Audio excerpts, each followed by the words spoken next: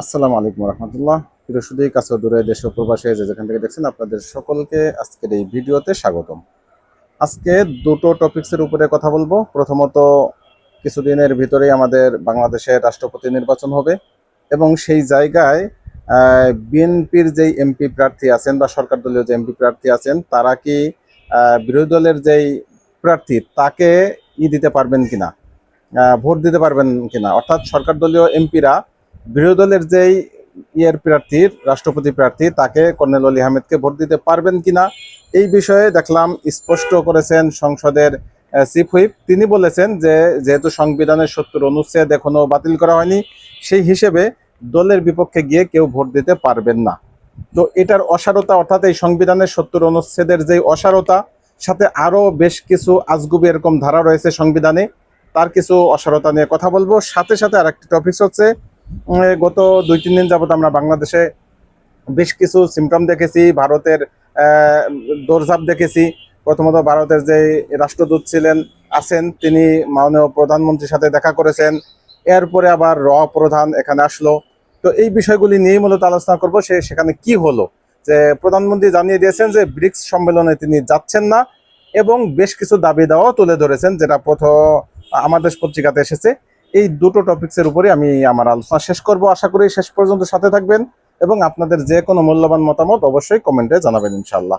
তো আমরা যদি শুরুতে দেখি যে রাষ্ট্রপতি নির্বাচনে দলের বিপক্ষে গিয়ে ভোট দেওয়া যাবে কি না, যাবে না বলে যেই মতামত দিয়েছেন সেটা কতটা যৌক্তিক আমরা দেখব।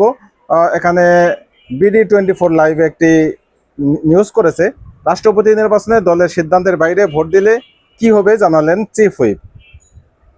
রাষ্ট্রপতি নির্বাচনে দলের সিদ্ধান্তের বাইরে গিয়ে কোনো সংসদ সদস্য ভোট দিতে পারবে না বলে জানিয়েছেন জাতীয় সংসদের চিফ হুইপ মোহাম্মদ নুরুল ইসলাম মনি। তিনি বলেছেন, সংবিধানের ৭০ অনুচ্ছেদ এখনো সংশোধন করা হয়নি, ফলে এই নির্বাচনের ক্ষেত্রেও তা কার্যকর থাকবে। দলের সিদ্ধান্তের বাইরে ভোট দিলে সংশ্লিষ্ট সংসদ সদস্যদের সদস্য পদ বাতিল হবে।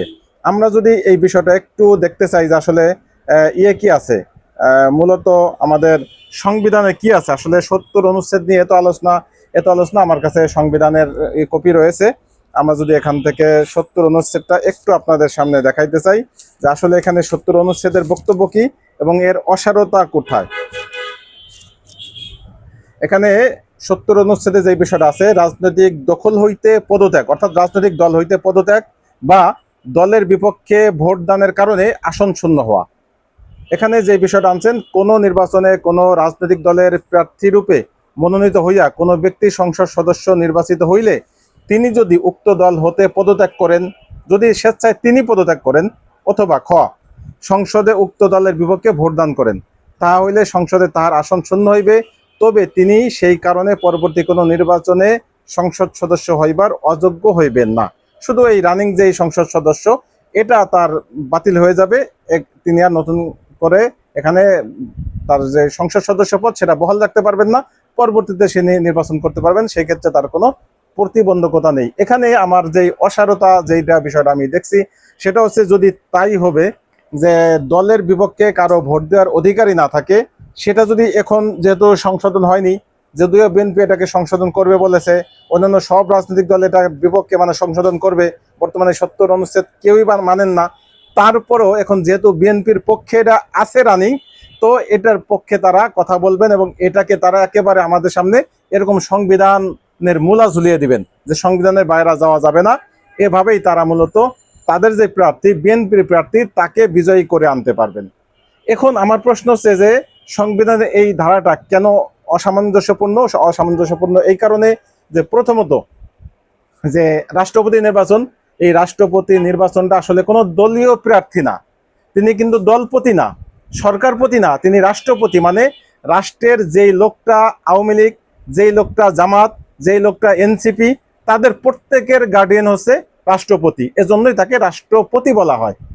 তিনি কিন্তু প্রধানমন্ত্রী না, তিনি রাষ্ট্রপতি। তো রাষ্ট্রপতি কোনো দলীয় না হওয়াটাই বেটার।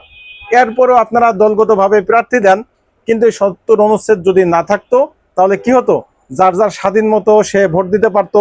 সেই ক্ষেত্রে দেখা যাচ্ছে বিরোধী দলের যদি রাষ্ট্রপ্রার্থী, যিনি রাষ্ট্রপতি প্রার্থী, তিনি যদি ক্লিন ইমেজের হয় এবং বেশি যোগ্যতা সম্পন্ন হয় তাহলে তিনিও জিতে আসতে পারতেন, এরকম একটা সম্ভাবনা থাকতো।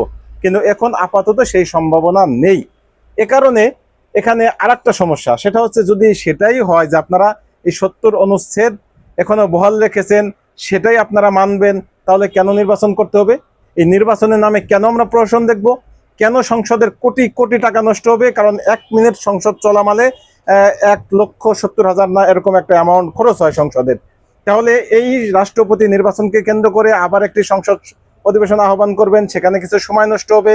এই যে একটা মানে টাইম নষ্ট, এই যে আমাদের মাথার যে মাইন্ড সেট আপকে অন্যভাবে আপনারা ডাইভার্ট করার চেষ্টা করতেছেন, এই নির্বাচন খেলা চালু করতেছেন, এটা কোনোভাবে আসলে যৌক্তিক না। যেহেতু দলের বিপক্ষে ভোট দিতে পারবেন না, তাহলে 200-র উপরে সংসদ সদস্য বিএনপি বিজয়ী হবে, অর্থাৎ তাদের প্রার্থী যিনি, যেটা শুনতেছি মির্জা ফখরুল ইসলাম আলমগীর স্যারকেই বিএনপি মনোনয়ন দিবেন। তো সেটা যদি চূড়ান্ত হয় তাহলে বিএনপি যাকে নির্ধারণ করবেন তিনি তো রাষ্ট্রপতি, তাহলে নির্বাচন দরকারটা কি? এই নির্বাচন তো একেবারেই মানে লোক দেখানো না, মানে একেবারেই হাস্যকর আমার কাছে মনে হচ্ছে। সেটা শুধুমাত্র এই সংবিধানের কারণে। সংবিধান এই জায়গায় কিন্তু কোনো সমাধান দেয়নি। এখানে কিন্তু ক্লিয়ার বলতে পারতো, যেহেতু দলের বিপক্ষে ভোট দিতে পারবে না, তাহলে যেহেতু দলীয়ভাবেই এই রাষ্ট্রপতি নিয়োগ দেওয়া হয়, তাহলে যেই দল 200-র উপরে আসন থাকবে বা 150-র উপরে আসন থাকবে, তারা যাকে প্রার্থী দিবে সেই বিজয় হয়ে যাবে, কোনো নির্বাচনের দরকার নেই। এই নির্বাচন নামে এই প্রহসন, এগুলি বন্ধ রাখতে হবে। দেখেন সেম এই 70-এর মতো যদি আমরা 71 অনুচ্ছেদটা দেখি, সেটাও কিন্তু আমাদের সাথে কতটা মানে হাস্য তামাশা করে। এই সংবিধান যারা লিখেছেন তাদের মাথা কতটা বুদ্ধি, সেটা কিন্তু এখানে বোঝা যাচ্ছে। যেখানে লিখেছে যে দত্ত সদস্যতায় বাধা, অর্থাৎ একজন 2 সংসদ সদস্য হইতে পারবে না, অর্থাৎ 2টো আসনে সংসদ সদস্য থাকতে পারবে না। এটা হচ্ছে আইন, হ্যাঁ, মূল অনুচ্ছেদ। এর ব্যাখ্যা কি বলেছে? 1, কোন ব্যক্তি একই সময়ে 2 বা ততোধিক নির্বাচনী এলাকায় সংসদ সদস্য হইবেন না, অর্থাৎ একই সাথে 2টো এলাকায় নির্বাচনী সংসদ সদস্য হইতে পারবেন না। নাম্বার 2তে আবার একটু ব্যাখ্যা আবার ভিন্ন আনছেন, সেখানে বলতেছেন কোন ব্যক্তি একই সময়ে 2 বা ততোধিক নির্বাচনী এলাকা হইতে নির্বাচন প্রার্থী হওয়া এই অনুচ্ছেদের 1 দফায় বর্ণিত কোনো কিছুই প্রতিবন্ধকতা সৃষ্টি করবে না, তবে তিনি যদি একাধিক নির্বাচনী এলাকা হইতে নির্বাচিত হন, তা হইলে পরবর্তীতে তিনি একটা যে কোনো একটা রাখবেন, একটা ছেড়ে দিবেন, এরকম একটা ব্যাখ্যা দিছে। এখন আমার প্রশ্ন হচ্ছে, যদি একই ব্যক্তি একই সাথে 2টা সংসদ আসনের সদস্য থাকতেই না পারেন, তাহলে কেন টাকা নষ্ট করে সেই সংসদ সদস্যের জন্য একাধিক আসনে তিনি নির্বাচন করতে পারবেন? পরবর্তীতে ওই নির্বাচনের বিজয়ী যদি 2টাই তিনি বিজয়ী হন, একটা ছেড়ে দিবেন, সেই সারা আসন আবারও নির্বাচন দেওয়া হবে। এই যে টাকার অপচয়, দেশের টাকা নষ্ট, এই অধিকার আপনাদেরকে কে দিয়েছে? এটা কি হাস্যকর নয়? অতএব প্রথম যে বক্তব্য দেওয়া হয়েছিল যে দত্ত সদস্যতায় বাধা, একজন ব্যক্তি 2 জায়গায় সংসদ সদস্য পদ থাকতে পারবেন না, তাহলে নির্বাচনেও বাধা দিয়ে দেন। সমস্যাটা কোথায়? মানে ওই ব্যক্তি, একই ব্যক্তি একাধিক জায়গায় নির্বাচন করে বিজয়ী হয়ে আসবেন, পরে আবার একটা ছেড়ে দিবেন, কিন্তু ওইটা তাদের খাতায় কাউন্ট হয়ে যাবে রাষ্ট্র গঠন, সরকার গঠনের ক্ষেত্রে। এটা আসলে একটা মানে আমি কি বলবো, এটা সংবিধানের যারা লিখছেন তাদের জ্ঞান, তাদের বুদ্ধি কতটা মানে নিচু ছিল সেটা স্পষ্ট বোঝা যায়। এরকম ভুরি ভুরি জায়গা পাবেন যে আসলে সংবিধান আমাদের উপরে কতটা উপহাস বা কতটা ঠাট্টা করে, মস্কার করে আমাদের সাথে। এরকম মস্কারগুলি আমরা দেখে আসলে মজা পাই। দ্বিতীয় যে প্রসঙ্গটা করতে চাই, যেহেতু সংবিধানের কথা আসলোই, সাথে আমরা একটা কথা বলে রাখি যে বিএনপি তো যেমন এই 70 অনুচ্ছেদের কথা বলতেছে যে আমরা কোনোভাবেই যারা সরকার দলের আছে সংসদ সদস্য, তারা বিরোধী দলে ভোট দিতে পারবেন না। তার মানে তারা নিজেরা যাকে নির্ধারণ করবেন তিনি পরবর্তী রাষ্ট্রপতি। এটা যদি এই 70 অনুচ্ছেদের দোহাই দিয়ে থাকেন, তাহলে তিনারা এখন প্রেসিডেন্ট জিয়াউর রহমান, মরহুম প্রেসিডেন্ট জিয়াউর রহমান, তাকে স্বাধীনতার ঘোষক কোন অর্থে বলতেছেন, কোন আইনে বলতেছেন, এটা কি একটু ওনারা দেখাইতে পারবেন? অথচ আমরা যদি দেখি স্পষ্টভাবে বর্ণিত আছে যে কোনোভাবেই আপনি বেশ কিছু আইন আপনি হাত দিতে পারবেন না। সংবিধানের যে মৌলিক বিষয়, এগুলি আপনার হাত দেওয়ার কোনো অধিকারই নাই। আপনাকে স্পষ্ট এখানে 151 ধারাতে স্পষ্ট করা হয়েছে যে আপনি কোন কোন বিষয়গুলি আপনি হাত দিতে পারবেন। যেমন প্রথম অনুচ্ছেদ, দ্বিতীয় অনুচ্ছেদ, এগুলি হাত দেওয়ার আপনার ভিন্ন মাত্র কোনো অধিকার নাই। আর সেই প্রথম অনুচ্ছেদের ভিতরে কি রয়েছে যে প্রজাতন্ত্রের সংজ্ঞা আছে, রাষ্ট্র ধর্ম কি সেটা বলা আছে, রাষ্ট্রভাষা কি সেটা বলা আছে, জাতীয় সঙ্গীত, জাতীয় পতাকা এটা বলা আছে। 4-এর কতে জাতির পিতার প্রকৃতি এটাও বলা আছে, অর্থাৎ জাতির পিতার ছবি প্রত্যেকটা সরকারি, আধা সরকারি এবং মন্ত্রী, প্রধানমন্ত্রীর এবং অন্যান্য সকল মন্ত্রীদের মাথার উপরে বঙ্গবন্ধু শেখ মুজিবের ছবি টানানো বাধ্যতামূলক। এটা তো মৌলিক অধ্যায়ের ভিতরে রয়েছে, মৌলিক অনুচ্ছেদের ভিতরে। তাহলে এটা আপনারা কিভাবে আপনারা মানতেছেন না? এখনো আমরা দেখি না মাননীয় প্রধানমন্ত্রী বা কোন মন্ত্রণালয়ের মাথার উপরে এই ছবিটা টানানো আছে। তাহলে এটা আপনারা কোন আইনে অমান্য করতেছেন? আপনারা বলবেন যে আপনাদের 2/3 আছে, আপনারা সংশোধন করবেন না। এটা স্পষ্ট লেখা আছে যে কোনোভাবেই সংশোধন, এখানে অনুচ্ছেদ 7-এর খ, সেখানে বলা আছে সংবিধানের মৌলিক বিধানাবলী সংশোধন অযোগ্য। কোনোভাবেই আপনি এটা সংশোধন করতে পারবেন না। আপনারা যদি দেখেন, আমি এখানে মার্ক করে রেখেছি, কি লিখেছে? অনুচ্ছেদ 7-এর খ, সংবিধানের মৌলিক বিধানাবলী সংশোধন অযোগ্য। সংবিধানের 142 অনুচ্ছেদে যাহা কিছুই থাকুক না কেন, সংবিধানের প্রস্তাবনা প্রথম ভাগের সকল অনুচ্ছেদ, দ্বিতীয় ভাগের সকল অনুচ্ছেদ, মানে প্রথম এবং দ্বিতীয় ভাগে যা কিছু আছে কোনো কিছু আপনারা পরিবর্তন করতে পারবেন না। এরপরে আসছে নবম ক ভাগে বর্ণিত অনুচ্ছেদ সমূহের বিধানাবলী সাপেক্ষে তৃতীয় ভাগের সকল অনুচ্ছেদ, অর্থাৎ তৃতীয় ভাগেরও সকল অনুচ্ছেদ, এটা মৌলিক বিধানাবলীর ভিতরে। এরপরে এবং একাদশ ভাগের 150 অনুচ্ছেদ সহ সংবিধানের অন্যান্য মৌলিক কাঠামো সংক্রান্ত অনুচ্ছেদ সমূহের বিধানাবলী সংযোজন, পরিবর্তন, প্রতিস্থাপন, রহিতকরণ কিংবা অন্য কোন পন্থায় সংশোধন অযোগ্য হইবে। তাহলে আপনারা যেই বিষয়টা সংশোধন করতেই পারবেন না, সেটা আপনারা কিভাবে এখনই অমান্য করতেছেন? অথচ আপনারা সেটাও সংশোধন করেন নাই, প্রস্তাব উত্থাপন করেননি, এবং সেটা করতে পারবেন নাই। সংবিধানে স্পষ্ট লেখা রয়েছে। আপনারা যেই সংবিধানের দোহাই দিচ্ছেন, আমরাও সেই সংবিধানেরই দোহাই দিচ্ছি, যে সংবিধানের বলে এখনো আমাদের মানতে হবে যে 7ই মার্চের ভাষণ বা স্বাধীনতার ঘোষক কে ছিল? বঙ্গবন্ধু। এটাই মানতে হবে। কিন্তু আমি ব্যক্তিগতভাবে যদিও মানি না, কারণ আমি সংবিধানের অনেক বিষয় মানি না, কিন্তু বিএনপি তো এই সংবিধানের দোহাই দিচ্ছে। তাহলে বিএনপির তো এই সংবিধান আলোকেই কথা বলতে হবে। এমনকি আমরা দেখেছি রাষ্ট্রপতি যখন সংসদের অধিবেশনে প্রথম স্বাগত বক্তব্য দিলেন, সেই জায়গায় রাষ্ট্রপতিকে দিয়েও তারা এই স্বাধীনতার ঘোষক জিয়াউর রহমান এই কথাটা বলাতে বাধ্য করেছেন এই বিএনপি সরকার। তাহলে এটা কি সংবিধান লঙ্ঘন নয়? মানে নিজেদের পক্ষে থাকলে এটা আসলে কিছুই না, নিজেদের বিপক্ষে গেলেই যত সমস্যা। অতএব এই বিষয়গুলি আমাদের খুব ভেবে দেখা দরকার, যে আমরা কোনো ক্রমেই যেন সংবিধানের দোহাই দিয়ে এইগুলি না করি। বরং বিএনপির উচিত ছিল এই সংবিধান বাতিল করে, টোটাল বাতিল করে, বা ইন্টারিম গভর্নমেন্ট যখন সরকার গঠন করেছিল ওই সময় বিএনপির উচিত ছিল যে ইন্টারিম গভর্নমেন্টকে পরামর্শ দেওয়া যে আপনারা এই সরকার ভেঙে দেন, আপনারা নতুন একটা সরকার গঠন করুন, আপনারা এই সংবিধান বিলুপ্ত করে দিন, সংবিধান বাতিল করে দিন, বাস কেল্লা ফতে। সংবিধান বাতিল হওয়ার পরে নতুন একটা, যেহেতু অভ্যুত্থান হয়েছে, সেটাকে আপনারা অভ্যুত্থানই বলেন, বিপ্লবী বলেন, যে নামেই ডাকেন, একটা অভ্যুত্থান যে কোনো একটা সংবিধানের বৈধতা দিয়ে দেয়। অতএব আমরা পুরান সংবিধান ফেলে দিয়ে নতুন একটা সংবিধান আমরা লিখতে পারতাম, যেটা সাবেক প্রধানমন্ত্রী বেগম খালেদা জিয়া তিনি বারবার বলেছেন যে এই সংবিধান মূলত আওয়ামী লীগের একটি দলীয় ইশতেহার, এই সংবিধান কোনোভাবেই আসলে দেশের সংবিধান নয়। তিনি এই সংবিধান ছুঁড়ে ফেলার কথা বারবার বলেছেন। তাহলে বিএনপি এখন আসলে কার স্বার্থ রক্ষার্থে সেই সংবিধানই মানতেছে? আমি এখন চলে যাচ্ছি আমার দ্বিতীয় প্রসঙ্গ। দ্বিতীয় প্রসঙ্গ ছিল যে মাননীয় প্রধানমন্ত্রীকে ভারতের সফরের আমন্ত্রণ করার পরেও তিনি সেই বক্তব্য প্রত্যাখ্যান করেছেন এবং তিনি ভারত সফরে যাচ্ছেন না, ব্রিক্স সম্মেলনে তিনি যাবেন না, বরং তার প্রতিনিধি পাঠাবেন। এটা আমরা দেখেছি। ইতিপূর্বে একবার বাংলাদেশের এক প্রতিনিধি ডাক্তার জাহিদুর রহমান তিনি গিয়ে নাকানি চুবানি খেয়ে আসছেন। তিনি তার সাথে যথাযথ সম্মানজনক ব্যবস্থা গ্রহণ করেনি, যে কারণে তিনি এয়ারপোর্ট থেকে ফেরত আসছেন। তো এই বিষয়গুলো আমাদের খেয়াল রাখতে হবে।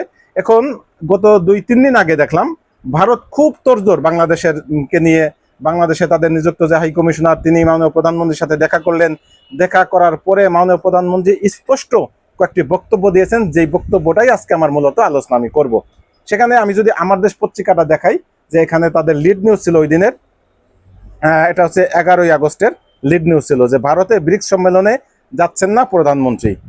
ভিতরে নিউজ কভার যেভাবে তারা করেছেন, নিউজটা করেছেন যে ভারতে অনুষ্ঠিত বহুল আলোচিত ব্রিক্স সম্মেলনে যাচ্ছেন না প্রধানমন্ত্রী তারেক রহমান।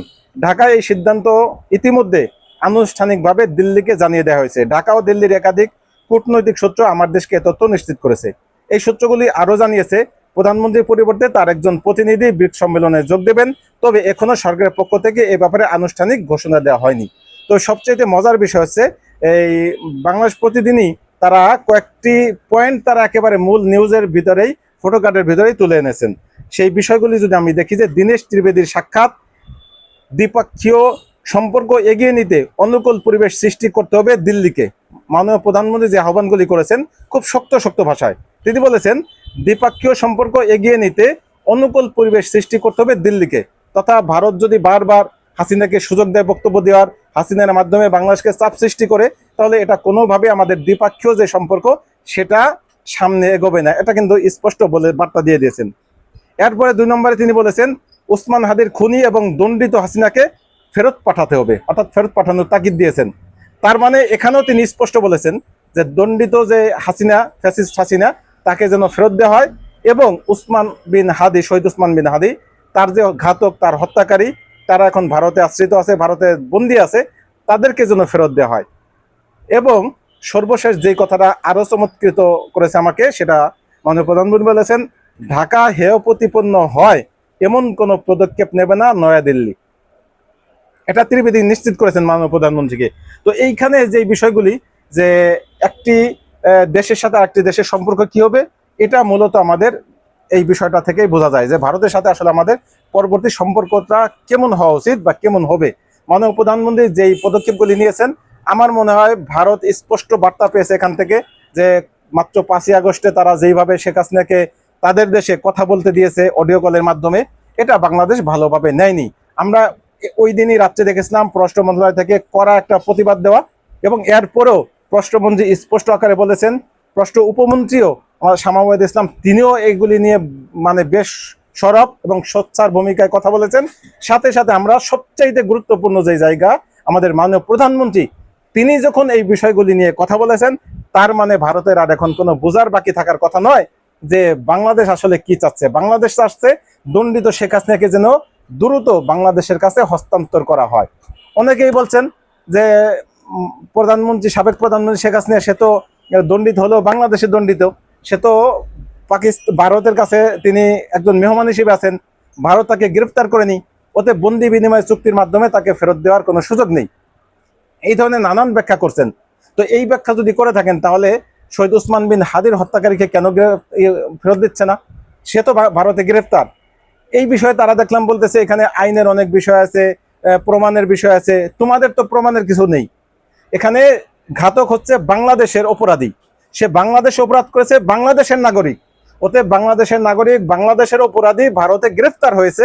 বাস, তোমাদের তো কোনো প্রমাণের দরকার নাই, তোমরা তাকে ফেরত দিয়ে দেবা। আমাদের যে চুক্তি আছে সেই চুক্তি অনুযায়ী তাকে ফেরত দেওয়ার পরে বাংলাদেশের আদালতে তার বিচার হবে, সেখানে সাক্ষীর মাধ্যমে প্রমাণ হবে সে কি আসলে দোষী নাকি নির্দোষ। দোষী হলে তার শাস্তি হবে, নির্দোষ হলে খালাস পাবে। সে দায় এবং দায়িত্ব টোটালি বাংলাদেশের, সেজন্য তো ভারতের এখানে কোনো নাক গলানোর কোনো কারণ নেই। অতএব আমার মনে হয় এই বিষয়গুলি নিয়ে ভারত এখন স্পষ্ট কোনো বার্তা দিবে বাংলাদেশকে। অলরেডি ভারত কিছুটা নমনীয় হয়েছে, সামনে আমার মনে হয় আরো নমনীয় হবে। এখন আমরা অপেক্ষায় রইলাম যে আসলে কি হতে চলেছে, যে আসলেই কি শেখ হাসিনাকে আগামী ডিসেম্বর নাগাদ ভারত বাংলাদেশের কাছে হস্তান্তর করবেন কিনা, দ্বিতীয়ত যে শহীদ উসমান বিন হাদির যে ঘাতক তাকে হস্তান্তর করবে কিনা, তৃতীয় যে পয়েন্টটা যে তারা নিজেরাই বলেছে ত্রিবেদী, যে বাংলাদেশ অসম্মানিত হয় এমন কোনো পদক্ষেপ তারা নেবেন না। তাহলে আমরা ইতিমধ্যে 5 তারিখের যেই শেখ হাসিনার ভাষণ বা 5 তারিখে শেখ হাসিনার সাংবাদিক সম্মেলন, স্পষ্ট পররাষ্ট্র মন্ত্রণালয় থেকে বলা হয়েছে এটা আমাদের সার্বভৌমত্বের উপরে আঘাত এবং আমাদের জনগণকে অসম্মান করা। অতএব এই বিষয়টা যেন তাদের মাথায় থাকে। আশা করি আমি আমার মূল বক্তব্যগুলি আজকে বুঝাইতে পেরেছি। আপনাদের যে কোনো বিষয়ে যদি কোনো মতামত থাকে, মূল্যবান মতামতগুলি কমেন্টে জানাবেন। আপনাদের প্রত্যেকটা কমেন্টেরই আমি যথাযথ জবাব দেওয়ার চেষ্টা করবো। আজকের মতো এই পর্যন্ত। আল্লাহ হাফেজ। আসসালামু আলাইকুম রহমতুল্লাহি ওয়া বারাকাতুহু।